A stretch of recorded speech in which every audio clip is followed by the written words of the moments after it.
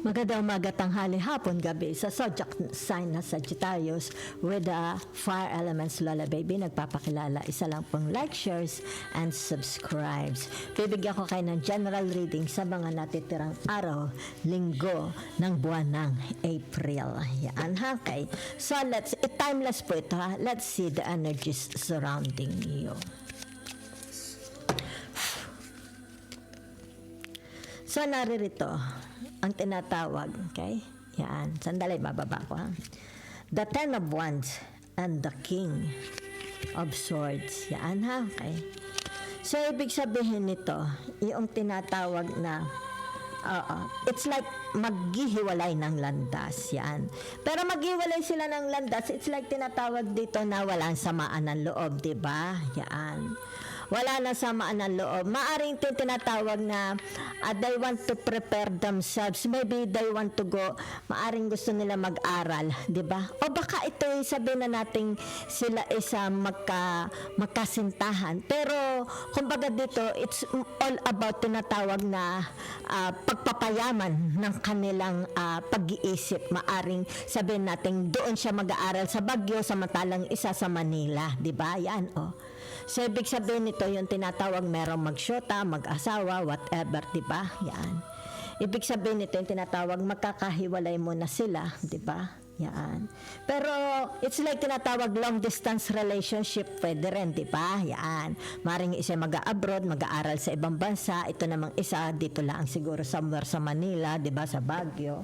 Okay. So, it's more about tinatawag, maybe they are planning for their future, di ba? Yan. It's like, bago tayo magpakasal, kailangan tayo is handa, di ba? Para walang failure. It's more about planning for their future. Okay? Bago sila tinatawag na gumawa ng pamilya. Okay? So, let's see. So, naririto ang tinatawag na The Seven of Swords, yan ha. Narito ang tinatawag na The Page of Wands, okay? So nakikita very very active ang taong ito, 'di ba? It's about the responsibilities, okay? Yan. Ayun tinatawag na hindi nila, ito yung nakikita mo yung kanilang tinatawag na motivation, di ba? Yung kanilang kasiglahan, di ba? Yan, on the go. Di sila napapagod, di ba? It's like, ang buhay nila is like a roller skating, nag-i-skate, mabilis, di ba? Yan. So, ito yung tinatawag na, it's maybe ito sa computer, tinatawag na ano tawag dito, IT, di ba? Yan. So ibig sabihin nito yung tinatawag na ang buhay is parang mabilis, di ba? Nakikipaghabulan. Yan ha? Yan. Nakikipaghabulan. So super talino itong taong ito, di ba? Hindi siya napapagod. Nakakapagod ang buhay, pero nakikita mo hindi siya napapagod. It's like tinatawag at your service, di ba? Yan. What is your order? Di ba? Yun na nakikita. Kumbaga dito yung nakikita mo yung tinatawag na planado, di ba? Systematic. Yan ha. Hindi ito basta-basta sa isip lang. Ano ba na ang kwenta is gayon, mali. Ibig sabihin nito, maaari kino-compute niya, di ba? Maaring planado, merong blueprint. Yan ha. So napaka ng taong ito, very very adventurous, di ba? It's like on the go, palagi on the go. Yan kita mo. Kaya naka-roller skating siya, di ba? Yan. Ha. So let's see. So ang ibig sabihin nito, yung tinatawag na narinig ang The Hermit, di ba? So ibig sabihin ng The Hermit, the opposite of the Jupiter, di ba? So, ibig sabihin nito, yung tinatawag na narinig ang the seven of wands, di ba? So, the seven of wands is ito yung tinatawag na they are showing, okay? It's like, pinamamahala niya. It's like, tinuturo niya, di ba? Yan. So, nakikita dito, kaya kita mo buntis na buntis, di ba? So, what they are capable of, 'di ba? Maybe sabihin na natin gusto nila ang kanyang mga anak is disiplinado, 'di ba? Yung tinatawag maagang gumising, 'di ba? Yan. Maybe they are planning for a next child, 'di ba? Yan, maari ito sabihin na natin yung kanyang pinaghahanda ang baby, yan. Kumbaga dito inaalagaan niyang maigi. Okay, yan. Maari kumakain siya ng mga tinatawag na masusustansya, 'di ba? It's like tinatawag gusto niya ang mga anak niya is matatalino, 'di ba? Kagaya din niya, 'di ba? Yan. Yung tinatawag na kasi nakikita rin dito, okay? Yung tinatawag na yan yan ha. It's like siya ang teacher ng mga anak niya, 'di ba? Yan.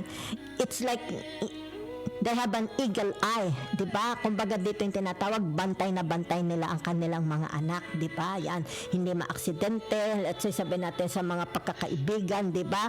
Pagkakaroon ng mga kaibigan. So ibig sabihin nito yung tinatawag paano nila kanire-raise up ang kanilang mga anak, 'di ba? Yan. So let's see.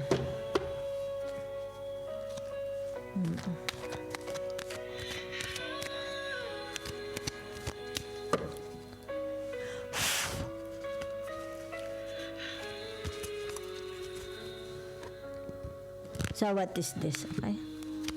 Naririto ang tinatawag the king, okay? The king of wands. At naririto ang tinatawag na relationship, okay? The two of cups, yan ha. So ibig sabihin nito, yung tinatawag na itong taong ito, yan ha, nakikita dito. Yan. Yan, 'di ba? It's like mas importante ang nakikita ko dito siguro, ang kanya relationship is second priority lang niya, di ba? May first priority siya. Yun lang ang nakikita ko, ha? Okay? Mahalaga sa kanya ang relationship. Pero nakikita dito yung tinatawag na second priority lang niya. Let's say sabihin natin ang asawa niya, ang mga anak niya, ang bahay niya. Kasi it's more about tinatawag ano ito, 'di ba? Maaring ang first priority niya is career, 'di ba? Yung hanap buhay. Kasi ito ang magdadala ng pagkain sa lamesa ng kanilang isusuot, 'di ba? So ibig sabihin nito napaka-importante sa kanila ng tinatawag na relationship na ito, 'di ba? Yan. So ibig sabihin nito yung tinatawag na yan ha, ang kanilang tinatawag na leadership, 'di ba? Yan kanilang role, 'di ba? 'Yun ang nakikita ko lang sa inyo, ha? Okay. So let's see the tinatawag na advice and the message from the universe. Yan ibig sabihin nito, tinatawag a new relationship is coming your way. Okay? Yan Yan if you are already in a relationship, ito yung tinatawag abundance, okay? Provision, 'di ba? Success, okay? So ibig sabihin nito, yung tinatawag expect, okay? Yan. Expect powerful change. Kaya nakatalikod ka, okay? Yan. Expect powerful change. Yan ha. So ito yung tinatawag na have faith. Ayan have faith in your dreams. Okay? Yan. So ito ang tinatawag na sandali lang ha. Okay. It has something to do. Kasi lumabas ang Wheel of Fortune. Okay? It has something to do about home-based, diba? Home is the harbor of the soul, okay? It's the safest place you can be, diba? Yan. So, ano pa? So, naririto. Kaya ito, kita mo ha? The Hermit. Ibig sabihin nito, don't let pride get in your way. Diba? Yan, So, for some of you, whatever is this, ito yung tinatawag parting ways, di ba? Dito. Sa Wheel of Fortune, di ba? So, ibig sabihin nito, tinatawag go to the next level, di ba? Go to the next level. Go to the next level, okay? Career is on the rise. Yan, Career is on the rise, di ba? New offers. Yan, kita ninyo. Kita mo. new offers, yan ha, opportunities, new opportunities, and tinatawag na salary increase. Salary